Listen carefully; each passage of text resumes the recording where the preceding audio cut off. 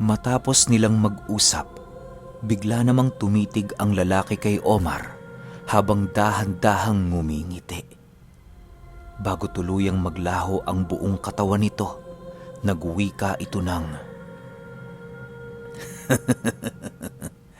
Naniniwala ako. Balang araw magkikita ulit tayo. Mag-iingat ka, iho. Marami ka pang mararanasan sa mundong ito. Matapos nitong makapagsalita, agad naman yung naglaho na parang bula. Kasama nito ang dalawang mangkukulam na luminlang sa kanila upang mapatawan ng nararapat na parusa. Maya-maya pa, agad namang lumabas ng tahanan ng dalawa na parabang walang nangyari. Pagbalik nila noon sa kanilang tahanan, kinuha ng kanyang ama ang lahat ng kanyang itinanim sa buong paligid. Pinahintulutan niya ding makapasok ang presensya ng higlikas na yon upang kung sakali mang mapagpasyahan itong pumanhik sa kanila, hindi yon mahihirapan. Ilang araw pa ang lumipas, nagpatuloy ang normal na buhay nila Omar. Bagaman wala noong nagpaparamdam sa kanila, maigi pa rin siyang nagsasanay alinsunod sa nais ng kanyang ama. Isang gabi, inutusan si Omar patungo sa sentro ng baryo upang bumili ng mga rekados na kanilang uulamin. Nang marinig niya ang utos sa kanya ng kanyang ina, agad din naman niyang inihanda ang sulo na siyang gagabay ng daan patungo sa baryo. Omar, pagkatapos mong bumili, umuwi ka kaagad ha. Huwag ka nang dumaan kung saan-saan dahil alam mo namang masyadong mapanganib ngayon ang paligid. 30 minutos lang ang ibibigay ko sa iyong palugit para makabalik at makauwi. Wika ng kanyang ama. Oho tay, walang problema. Sige ho, lalabas na ako ha. Sagot naman dito ni Omar. Matapos nilang mag-usap, agad din naman niyang binagtas ang daan patungong baryo. Kampante siya noong naglalakad sa daan na parabang wala man lang panganib sa paligid. Ilang minuto pa ang lumipas, nagawa naman niyang madapo sa sentro ng walang nakakaengkwentrong kung ano-ano. Paglapit niya noon sa isang tindahan, binili na niya ang lahat ng iniutos sa kanya upang makauwi ng mas maaga. Nang akmang aalis na siya noon sa tindahan, bigla na lamang siyang natigilan ng harangan siya ng isang lasenggo na nag-iinuman sa lugar. Noy, ano yan? May alak ka ba dyan? Wika ng isang lasenggo habang hinahawak-hawakan ang kanyang mga pinamili. Wala hong alak dyan, Manong. Pakawalan nyo na ho ko. Nagmamadali kasi ako eh. Sagot naman niya rito. Nang marinig ito ng lalaki, tila ba na insulto ito sa sinabi ni Omar. Walang sabi-sabi, agad naman siya nitong sinapak at kasabay nito ang pagsalo niya ng halos hindi mabilang na tadyak. Halos manuot sa balakang ni Omar ang sakit ng mga sipang yon, gawa ng hindi niya ito napansin at napaghandaan man lang. Maya-maya pa, pinilit niyang tumayo sa pagbabaka sakaling tatantanan na siya noon ng lalaki. Subalit pagkatayo niya noon sa kanyang kinabagsakan, muli na naman siyang nakaramdam ng malakas na pagsuntok sa kanyang tiyan. Binatukan din siya ng isa sa mga ito na siyang muntik nang ikawala ng kanyang wisyo. Dahil sa mga bugbog na natamo noon ni Omar, nararamdaman na niya ang panghihina ng kanyang katawan. Ilang minuto pa ang lumipas, bigla naman siyang napapikit nang masipat niya ang isang napakalakas na pagtadyak ng isang lalaki. Pagtama nito sa kanyang dibdib, doon na siya napasigaw dahil sa sakit na kanyang naramdaman. Halos tinatawag na niya noon ang kanyang ama sa pagbabakasakaling matutulungan siya nito. Sa muling pagkwelyo sa kanya ng isang lasenggo, agad naman yung natigilan ng magwika ang isang lalaki sa madilim na parte ng lugar ng, Bakit hindi kayo humanap ng kasing laki ninyo? Batang-bata pinagtutulungan nyo. Kasabay ng pag-uwika nito ay siya namang pagsilay ni Omar sa lalaking minsang nakaharap ng kanyang ama. Dahil sa kanyang mga nakita, doon na siya nabuhayan ng loob, gawa ng alam niya sa kanyang sarili na kakampi niya ang lalaki. Nang marinig naman ng mga lasenggo ang sinabi nito, mabilisan naman itong sumugod ng walang pagdadalawang isip. Paglapit nito sa lalaking yon, sa hindi malamang dahilan, bigla silang natigilan nang magwika ito ng, "Lord! Isuka ninyo ang dugong bumubuhay sa katawan ninyo. Hanggat hindi ko sinasabing tumigil kayo, wag na wag kayong titigil at tatayo." Matapos nitong makapagbigay ng utos sa mga lasenggo, laking gulat na lamang noon ni Omar nang masipat niya ang mga lalaking lumuhod habang patuloy na sinusuka ang kanilang mga dugo. Ang iba sa mga ito ay binubunot ang kanilang mga ngipin para lamang matupad ang iniutos ng lalaking nais nilang pagtulungan. Habang patuloy itong pinagmamasdan ni Omar, agad namang lumapit sa kanya ang lalaki habang nagwiwika ng, Naku kang bata ka, ba't naman kasi lumabas ka pa ng gabi? Yan tuloy, napagdiskitahan ka. Kung nagkataong hindi ako napadaan, ewan ko lang kung ano na ang nangyari sa'yo. Nang marinig naman yon ni Omar, labis-labis naman ang kanyang pasasalamat sa lalaki. Maya-maya pa, binalikan naman ng lalaking yon ang mga lasenggo at pinauwi na. Bago ito tuluyang lumisan sa kanyang harapan, inutusan niya ang mga itong pumanhik sa bahay nila Omar upang kaharapin ang ama ng bata. Matapos niyang makapagbigay ng utos, agad naman niyang sinamahan si Omar pabalik sa tahanan nito. Habang nasa kasagsagan sila ng paglalakad, nagpakilala sa kanya ang lalaki sa pangalang Balong. Hindi nito ipinaalam ang eksaktong kanyang tinitirhan, gawa ng malabo umano itong mahanap ni Omar sa kanilang lugar. Pagdating nila noon sa kanilang tahanan, pinapasok naman ni Manong Omar si Balong ng walang pagdadalawang isip. Habang ginagamot niya noon ang kanyang anak, doon nila napag-usapan ang mga nangyari. Siya nga pala, Balong. Ano palang ginagawa mo sa baryo ng 10 oras? Parang sinusundan mo kasi ang anak ko Wika ng ama ni Omar. Hindi ho, Manong Arnel. Napadaan lang ho talaga ako ron. Sa katunayan, galing pa nga ho ko sa iba yung baryo Naalala mo yung sinabi kong papausbong na ang angka ng mga aswang? Nag-uumpisa na silang gumalaw. Kung saan-saan ko na nga sila hinahanap pero parang iniiwasan nila ako. Sagot naman ni Balong. Nang marinig ito ng ama ni Omar, nagpresenta itong tumulong. Tinanggihan naman ito ng lalaki sa kadahilan ng madali na para sa kanyang talunin ang mga nilalang na yon sa oras na magkasalubong ang kanilang landas. Sa pagsapit ng 10:00 ng gabi, nagpresenta namang umuwi na si Balong upang makapagpahinga. Nangako din yung babalik kinabukasan nang sa gayoy manood sa gagawing pagpaparusa ng kanyang kaibigang isa ding higlikas. Matapos ang kanilang formal na pagpapaalam sa bawat isa, agad din namang naglaho si Balong na parang bula. Nang mapagtanto ng ama ni Omar na wala na doon ang kanilang bisita, dali-dali naman yung bumalik sa papag na kinahihigaan ng kanyang anak. Pagsipat niyang gising pa ito, kinausap naman niya yon ng dahan-dahan habang patuloy na humihingi ng tawad. Masyado kasing marupok noon ang kanyang ama sa mga ganoong sitwasyon, lalo pat siya ang nag-utos sa kanyang nag-iisang anak. Omar, ayos ka na ba? Mabuti na ba ang pakiramdam mo? Anak, pasensya ka na Hindi kita natulungan kanina. Kung alam ko lang sanang mangyayari ang bagay na yon, hindi na kita pinatuloy. Pagsusumamo ng ama ni Omar. Ayos lang ho yun, Tay. Ako nga dapat ang humingi ng tawad sa'yo eh. Kasi hindi ko nabili ang lahat ng iniutos mo.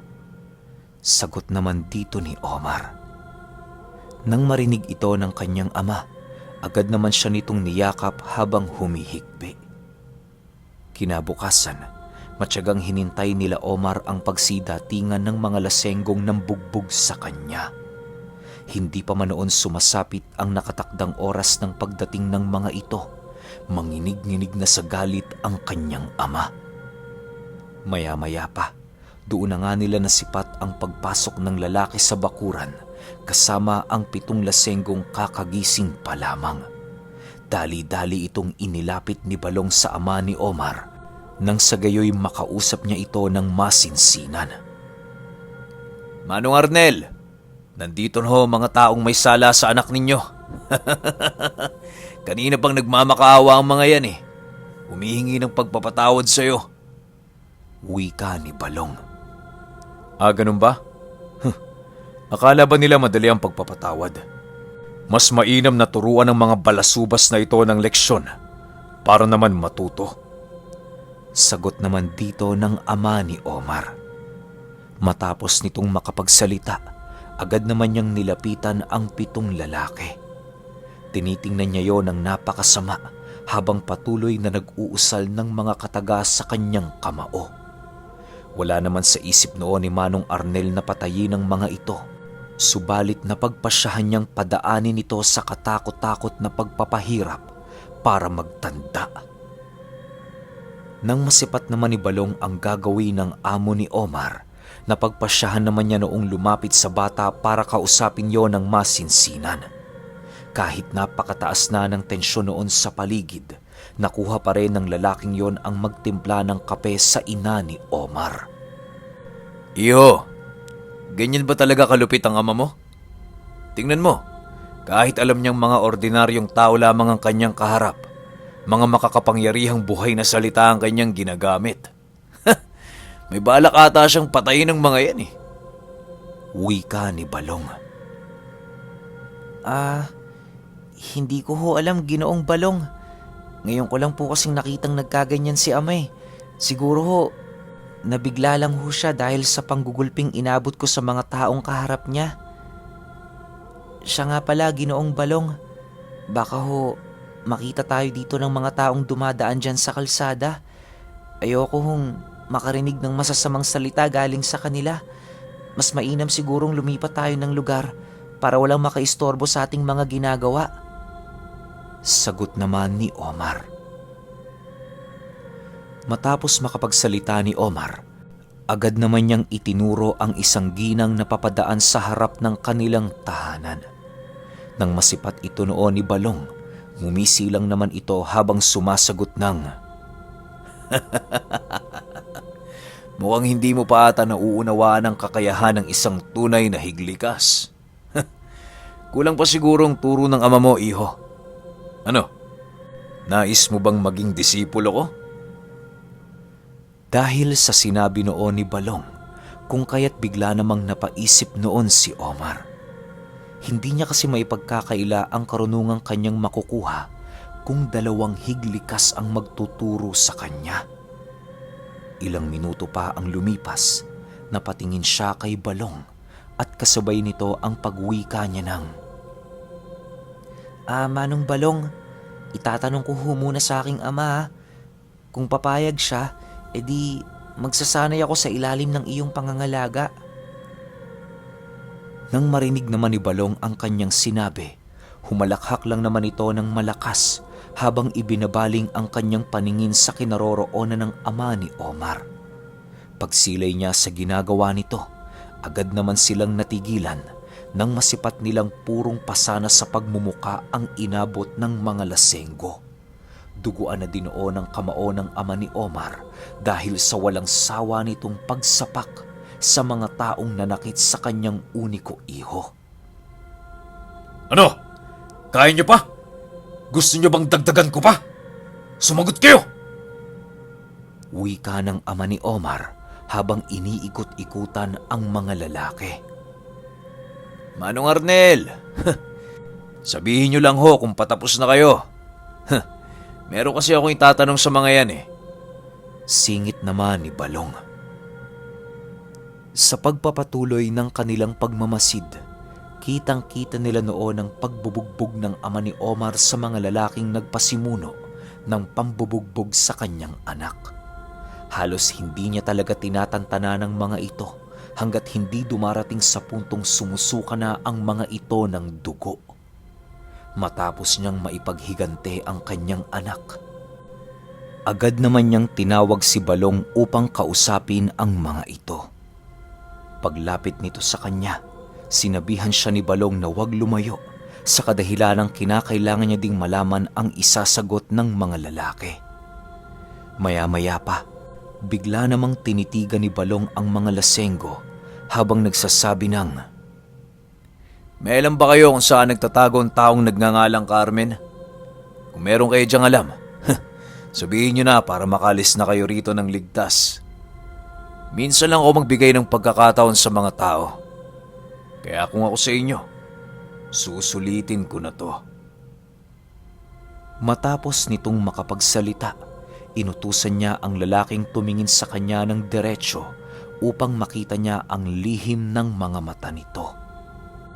Habang maiging pinagmamasdan noon ni Balong ang mga lalaki, dahan-dahan namang lumapit doon si Omar nang sa gayoy kanyang maunawaan ang mga bagay na nangyayari. Maya-maya pa, bigla namang nagpumilit tumayo ang isa sa mga ito habang nanghihinang sumagot ng, Ako ho, merong alam. Konti lang ho, pero sigurado kung inyong mapapakinabangan. Hindi ba't ang Carmen na tinutukoy nyo ay isang aswang? Nang marinig ito ni Balong, agad naman niyang nilapitan ang lalaki ng walang pagdadalawang isip. Paghawak niya sa kwelyo nito, buong tapang naman niya itong inutusang tumayo upang makausap ng maayos. Kahit nanginginig ang tuhod ng lalaki, buong lakas pa rin niya itong itinayo, masunod lamang ang nais ni Balong. Maya-maya pa, doon na nito inilahad ang kanyang mga sikretong nalalaman, ukol sa angkan ng mga aswang na nagtatago sa kabundukan. Malapit lang ang pugad nito dito nila Carmen. Sa katunayan ho, yung bundok na nasa likuran nyo ang kasalukuyan nilang pinagpupugaran. Kaya ako naman ho nalaman yan dahil meron akong mga nakausap na mga mangangahoy sa bayan. Wika ng lalaki. Matapos nitong makapagsalita, walang pagdadalawang isip namang tinanggal ni Balong ang lahat ng sumpang nakapalibot sa buong katawan nito. Maya-maya pa, pinakawalan na din niya ang iba pa nitong mga kasama para makauwi na sa kanilang mga tahanan. Kahit kasi meron itong nagawang masama sa kanila, iniisip pa rin ni Balong ang mga pamilya nitong mangungulila kung mapagpasyahan nilang kitilan yon ng buhay. Dahil sa kanyang ginawa noon, dahan-dahan namang nagsitayuan ang mga lalaki. Bago niya ito bigyan ng permisong makaalis na sa lugar, binigyan niya yon ng isang babala kapag nalaman niyang hindi totoo ang mga impormasyong ibinigay nito. Sa pagbalik ng katahimikan noon sa paligid, humarap si Balong sa mag-ama upang mapagsabihan yon na maghanda. Plinano niya kasing isama ang mga ito para naman maiwasan niyang maburyong sa kanyang paglalakbay. Bigo namang makatanggi sila Omar sa nais ng lalaki sa kadahilanang malaki ang kanilang utang na loob roon. Ilang minuto pa ang lumipas, ibinuhos nila Omar ang kanilang mga oras upang magligpit ng mga kagamitan na kinakailangan nila sa gubat. Hindi kasi madaling baybayin ang bundok na kanilang tutunguhin, gawa ng masyado itong matarik para akyatin ng kung sino man. Sa pagsapit ng hapon, dahan-dahan ang binagtas nila Omar ang daan patungong bundok. Kampante naman sila noong walang mangyayaring masama sa kanila, sa kadahilanang marami silang tangang malalalim na karunungan. Bagaman 3 lang ang kanilang bilang, alam nila sa kanilang mga sariling wala pa doong demonyo ang makakatalo sa kanilang grupo. Habang binabagtas nila ang daan, doon nila napag-usapan ang tungkol sa pagsasanay ni Omar sa ilalim ni Balong. Hindi naman tumutol doon ang kanyang ama dahil kahit papaano'y nakuha na ni Balong ang loob ng kanilang pamilya. Wala din naman siya ditong nararamdamang kakaiba, kaya para sa kanya, katiwa-tiwala na ito. Sa pagdating nila sa paanan ng bundok, napansin nilang bumalot na ng husto ang kadiliman sa buong paligid. Para magkaroon naman sila ng liwanag sa daan, napagpasyahan nilang gupitin ang iilan nilang mga damit para gawing sulok. Matapos nilang magawa ang bagay na yon, mabilisan din naman nilang binagtas ang looban ng paanan ng bundok. Ilang minuto pa ang lumipas, bigla namang natigilan noon sila Omar nang masipat nila ang ilang kataong papalapit sa kanilang dinaraanan. Pagsilay nila sa kaanyuan ng mga ito, agad naman nilang napagtantong hindi ordinaryo ang mga panauhin na kanilang kaharap. Maya-maya pa, ramdam na ni Omar ang paninindak ng mga nilalang na parabang hindi sila nito nakikilala. Nang hindi na nila maatim ang mga paninindak na ipinapadama ng mga aswang, doon na nag-umpisang mag-usal sa kanilang harapan si Balong. Habang nakapikit ang mga mata nito, kitang-kita ni Omar ang napakabilis nitong pagbigkas ng mga kataga. Matapos niya itong gawin, agad naman siyang lumapit sa mga panauhin at nagsabi ng, "Kumain kayo ng lupa. Pagkatapos ninyong kumain, itarak ninyo ang inyong mga dibdib sa sanga ng punong inyong makikita." Nang marinig yon ng mga nilalang, bigla naman itong napayuko sa kanyang harapan habang walang patid sa pagkain ng lupang kanilang kinatatayuan. Matapos itong gawin ng mga nilalang, dali-dali naman nilang sinalubong ang mga matatalas na sanga ng puno na kanilang nakita sa paligid. Sa pagkamatay ng mga ito, wala namang nagawa noon sila Manong Arnel kung hindi ang ipagpatuloy ang kanilang paglalakad. Nakakapangilabot talaga ang kakayahan mo, Balong. Siguro, kung may epekto lang sa amin ang karunungang mong yan, baka wala nang makatalo sa'yo. Wika ng ama ni Omar. Di ako naniniwala sa mga ganyan, Manong Arnel. Nasa isip ko kasi, lahat ng karunungan dito sa mundo merong kahinaan. Kung sa tingin nyo ho malakas na ang karagang ito, paano pa kaya yung mga tinatago ko? Sagot naman ni Balong. Nang marinig ito ni Manong Arnel, tumawa lang naman ito habang kampanting naglalakad sa paligid. Ilang oras pa ang lumipas, nagawa na nga nilang makadapo sa likurang bahagi ng bundok kung saan naroon ang pugad ng mga aswang na kanilang hinahanap. Pagsilay nila sa parte ng bundok na merong mga patay na puno, agad naman nila yung nilapitan ng walang pagdadalawang isip. Sa paglapit nila sa lugar na yon, laking gulat na lamang ni Omar nang masipat niya ang mahigit 15 kataong papalapit sa kanila. Halos lahat ng mga ito ay nanlilisik ang mga mata at panay sa pag-ungol na parabang mga aso. Napakalalalim din ng paghinga ng mga ito na animoy mauubusan na ng hininga. Maya-maya pa, doon na nga nila nakaharap si Carmen na kampanting nakatitig sa kanila. Merong busal sa tenga ang babaeng yon upang magawa niyang makontra ang kakayahang tinataglay ni Balong. Naghanda ka talaga, Carmina. Huwag kang mag-alala. Hindi ako makakalaban mo ngayon. Baliwala yung takip mo sa tenga sa bago kong kasama. Wika ni Balong. Matapos nitong makapagsalita, buong tapang namang yung kinaharap ni Manong Arnel ng walang pagdadalawang isip. Paghawak niya noon sa kanyang libreta, mabilisan namang nakaramdam ng labis na pagkabigat sa buong paligid ang mga nilalang.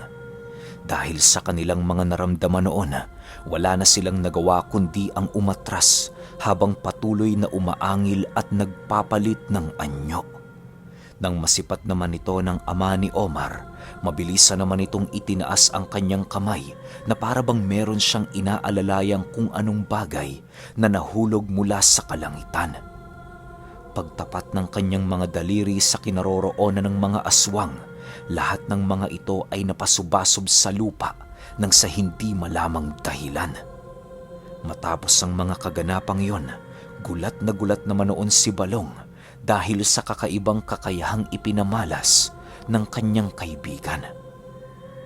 Maya-maya pa, agad namang binunot ni Manong Arnel ang isang maliit na punyal at walang pagdadalawang isip itong itinarak sa lupa. Matapos niya itong gawin, dali-dali naman niyang itinago ang kanyang libreta at kasabay nito ang pagkawala ng kung anong bagay na dumagan sa mga nilalang. Paglapit nito sa kinaroroonan ng kanyang anak at kaibigan, nagwika naman ito ng, Tapos na ang ating misyon sa lugar na ito. Umuwi na tayo. Matapos nitong makapagsalita, kitang-kita ni Omar ang pagsuot ng katawan ng mga aswang sa ilalim ng lupa. Animoy naging kumunoy noon ang buong paligid na mabilisang nilamon ang mga ito. Makalipas ang pangyayaring yon, madalas na ang pagbisita ni Balong sa kanilang tahanan. Paminsan-minsan, doon na din yon nakikitulog. Makainuman lamang ang ama ni Omar. Ayon sa kanya, na magmula noong isinama siya ng kanyang ama at ng kumpare nito, mas lalo pa siyang namulat sa mga karunungang tinatago ng mundo. At dito na magsisimula ang nakakapangilabot na karanasan ni Omar sa dalawang maestro niya na higlikas na kaliwa at kanan. Okay, ano kaya mga mararanasan ni Omar, no? Excited na ako, grabe, ang ganda ng kwento na to. Isipin nyo, napakalakas ng higlikas. Tapos bihirang-bihira yung matututo ng kaliwa tsaka kanan. Tapos ngayon, ang magiging maestro niya, yung tatay niya na kanan, tapos si Manong na nasa kaliwa. Ano kaya ang magiging resulta? Tsaka ano-ano kaya makakalaban nila habang nagsasanay siya, di ba? Ang sarap, ang ganda pakinggan ng kwento na to. Yung part 3, tingnan natin kung meron na. Pag meron na, sunod kaagad natin. Pa-comment naman ako ng higlikas lang malakas para naman ganahan tayo. Okay? Yun lang. Salamat.